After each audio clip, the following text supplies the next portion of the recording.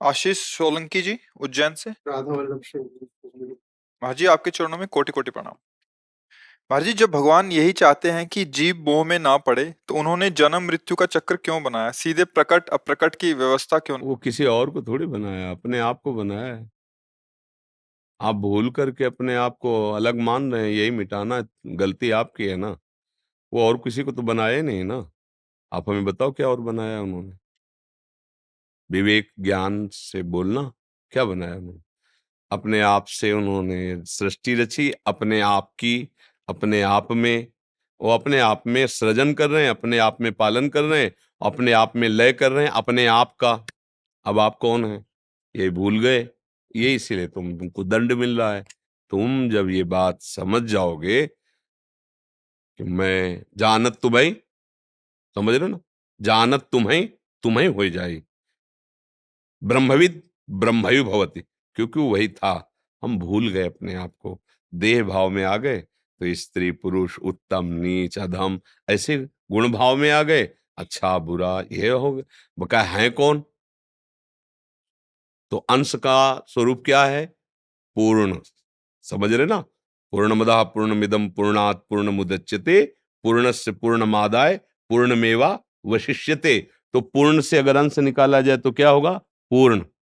तो आप अपने को पूर्ण परमात्मा स्वरूप देख पा रहे हैं क्या? नहीं ना। यही भूल आप कर रहे हैं। इसी को मिटाने के लिए साधन बताया जा रहा है, भजन किया जा रहा है। भगवान ने किसी को ऐसा शब्द ही नहीं। वो तो अपने आप से अपने आप में खेल रहे हैं। आप अपने आप को उनसे अलग कर लिए हो, इसलिए भोग रहे हो। अपने आप के अलग भ्रम को मिटा दीजिए, तो अभी आनंदित हो जाओगे। समझ पा रहे हैं? सही माने में तो तब समझेंगे जब खूब चक्क भजन होगा और दिव्य प्रकाश ज्ञान का होगा, तब समझ पाएंगे। पर अनुमानता तो ऐसा समझ लीजिए। हाँ, शास्त्रीय सिद्धांत भागवतिक सिद्धांत ये है, मत्ता परतरम नान्यत किंचित अस्ति धनंजय। कुछ एक किंचन मात्र भी प्रभु के सिवा कुछ नहीं। सर्वम खलमिदम ब्रह्म ने नानास्ति किंचन, किंचन मात्र भी ब्रह्म से बिलक कुछ नहीं, वही बना हुआ है। तो ये तो ये है ना, ये प्रभु से, ये सब प्रभु ही तो।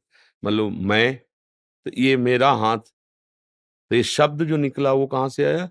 ये जो शरीर जो बना वो कहाँ से आया? तो आप जब पूरे का ऑपरेशन करोगे तो आपको निकलेगा सब प्रभु में। जब सब प्रभु में, तो सब जगह प्रभु तो यहाँ भी प्रभु, सब समय प्रभु तो इस समय भी प्रभु, है नहीं? सबके प्रभु तो इसके भी प्रभु। बस सब प्रश्न का उत्तर हो गया। अब आप ब्रह्म स्वरूप हो, सब भ्रम खत्म हो गया। भगवान ने ना किसी को फंसाया है, ना भगवान किसी को दंड देते हैं।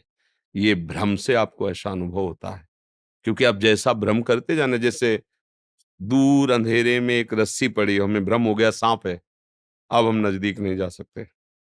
अब हमको चाहिए हाईलाइट जो सीधे वहां प्रकाश पहुंचाए और ये समझ में आए कि अरे सांप नहीं, ये रस्सी है, तो आप हंस के दौड़ पड़ेंगे। समझ गए ना? ऐसे ही ये जगत नहीं है, स्वयं जगदीश जगत बना हुआ है।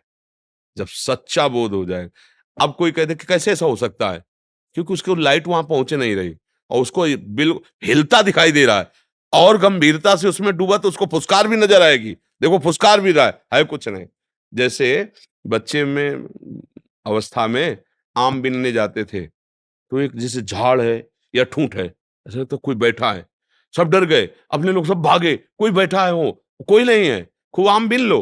पर हम डर गए, कोई बैठा है। और जब प्रकाश हुआ वहां गए तो देखा सुबह जब आए थे इसी को देख के डर गए थे, अरे कुछ नहीं है।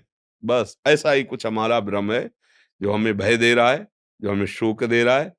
जासु कृपा सब भ्रम मिट जाई, गिर जा सोई कृपाल रघुराई। हरि का भजन करो, ये भ्रम नष्ट हो जाएगा। तो जिसका भजन कर, संतों की भाषा समझो, जिसको खोजने निकला और जब वो मिला तो खोजने वाला नहीं रहा, खोजने वाला खो गया, क्योंकि मिला कौन? समझ रहे ला? संतों की बड़ी गूढ़ भाषा होती है। पानी में मीन पियासी, मोय सुन सुनी आवे हासी। मछली पानी में पड़ी हो फिर भी प्यासी प्यासी चिल्ला रही है। आनंद सिंधु मध्य तो वासा। अब हम सुख की लालसा में भटक रहे हैं भोगों। थोड़ा ये अध्यात्म मार्ग है, पवित्र बुद्धि के द्वारा समझा जा सकता है जी।